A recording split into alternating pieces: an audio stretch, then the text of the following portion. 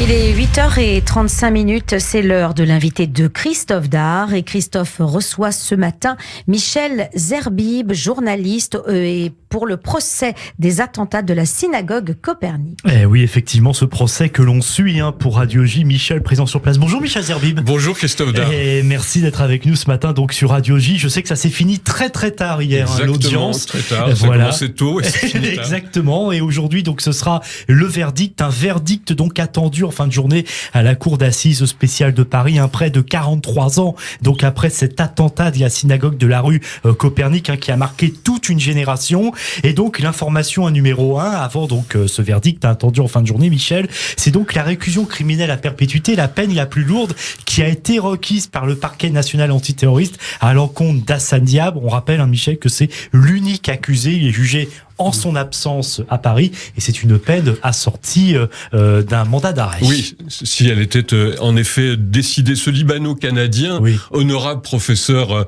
aujourd'hui de sociologie à Ottawa, est âgé de 69 ans, et il est sans aucun doute possible l'auteur de cet odieux attentat commis le 3 octobre 80. C'est ce qu'ont estimé les avocats généraux hier après une plaidoirie de plus de 5 heures. La réclusion criminelle requise par ce parquet anti-terroriste qui était donc jugé en son absence à Paris pour l'attentat il y a 43 ans. Et en effet, vous le savez, Christophe, Hassane Diab, c'est son nom, a toujours clamé son innocence. Et il y a des preuves justement qui soit de son innocence comme il le dit, ou au contraire de sa culpabilité, puisqu'hier donc les avocats généraux ont dit que sans aucun doute possible il était l'auteur de l'attentat. Sans aucun doute, voilà. Son absence inflige une nouvelle violence, a dit l'avocat général. 40 ans qu'il ment, qu'il échappe à la justice, il a un sentiment d'impunité puisqu'il se trouve tranquillement au Canada. Honorable, il veut mettre fin ce procès à 43 ans de fuite, et la Cour n'a pas d'autre peine pour terrorisme antisémite que la perpétuité. Par sa lâcheté, il nous impose la peine la plus grande. Un réquisitoire qui a été extrêmement fort, spectaculaire, très très marquant, c'est vrai.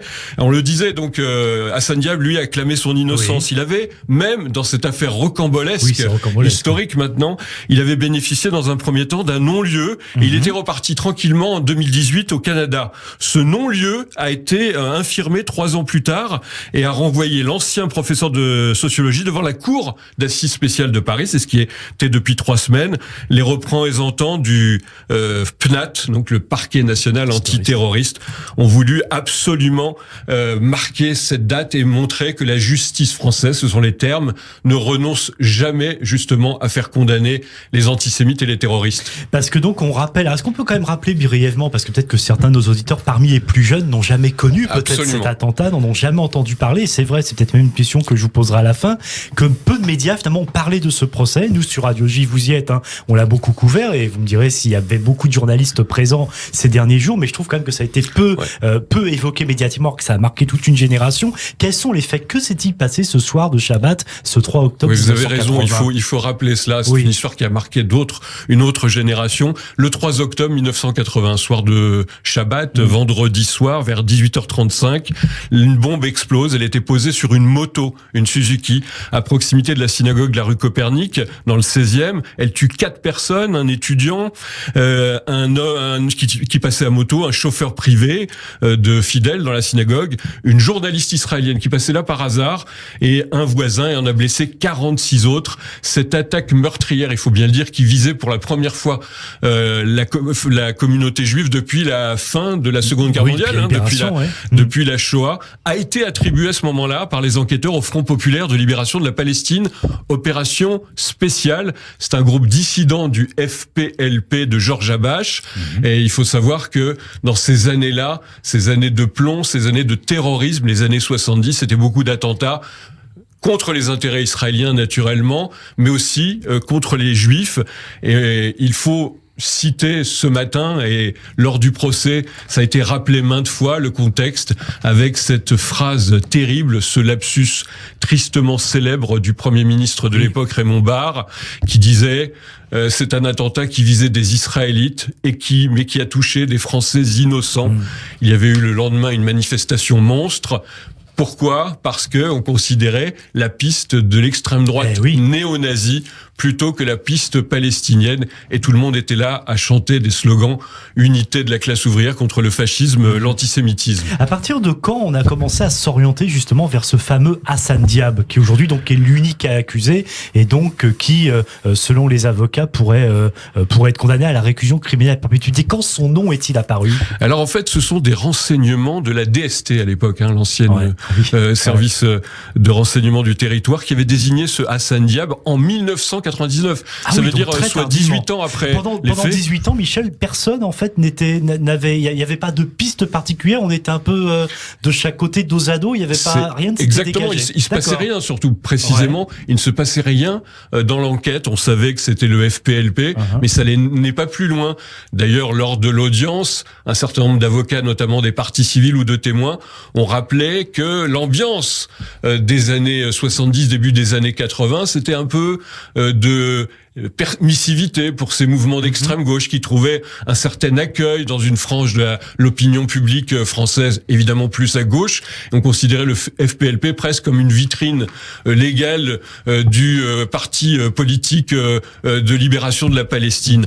En fait, donc, il y a eu cette histoire en 1999, une note faite par la DST, et on sait qu'à ce moment-là, Hassan Diab aurait confectionné l'engin explosif, chargé sur sa moto les 10 kilos de peintrite qui ont explosé devant la synagogue. C'est un mode opératoire fréquent dans les années 70 par les organisations palestiniennes terroristes.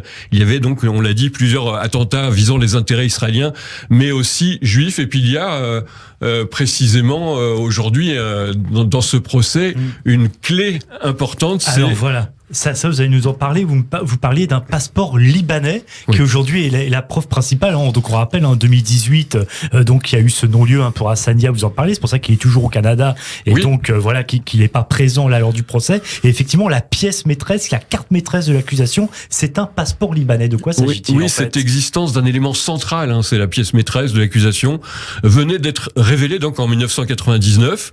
Le passeport libanais de Diab a été saisi en 80 à Rome sur un membre présumé du FPLB-OS, la branche encore plus dure, avec des tampons d'entrée et de sortie, écoutez bien, entre le 30 en Espagne, du 30 septembre au 7 octobre 1980, c'est-à-dire non seulement c'est le pays d'où serait parti le commando, mais c'est les dates qui entourent l'attentat, puisque l'attentat c'était le 3 octobre 1980.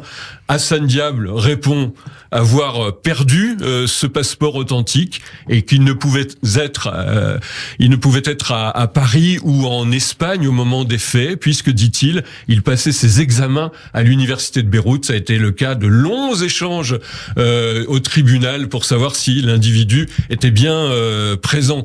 Portrait robot aussi très vite fait par ceux qui ont pu voir l'individu qui s'est présenté comme d'ailleurs à l'hôtel qu'il a loué comme Panadriou, un citoyen chypriote. En fait, ce Panadriou ne serait autre que Hassan Diab. Il a fallu des années pour identifier Diab et notamment aussi travailler sur la graphologie entre les écritures de Panadriou et celles de Diab. Et puis une preuve extrêmement importante. J'essaye de résumer parce que ce débat était extrêmement important. Youssef El-Khalil, qui est aujourd'hui ministre au Liban, et l'ami intime de Diab, a raconté que Diab était un membre, d'ailleurs avec sa femme, du FPLP. Nawal Kopti, l'ex-épouse de Diab, qui était d'ailleurs présent tout au long de ce procès. C'est son ex-femme, mais le clan familial Kopti a voulu, si j'ose dire, absolument sauver le soldat Diab, même s'il fallait mentir devant la cour. Oui, effectivement. Très, très rapidement, il nous reste vraiment quelques secondes. Pourquoi est-ce que finalement, moins de médias en ont parlé qu'à l'époque? On a l'impression que ça a été peu évoqué ce procès. Peut-être que je me trompe, mais vous avez vu beaucoup de journalistes. Ça a vraiment passionné ces 3 semaines de débat ou pas? Alors, c'est vrai que c'est pas, je vais comparer dans les grands attentats, des grands procès d'attentats précédents. Il y avait toute la presse qui faisait des live tweets, qui couvrait cela. Cette fois, c'est vrai que c'était un peu plus la presse écrite qui est venue pour essayer de travailler sur ce sujet.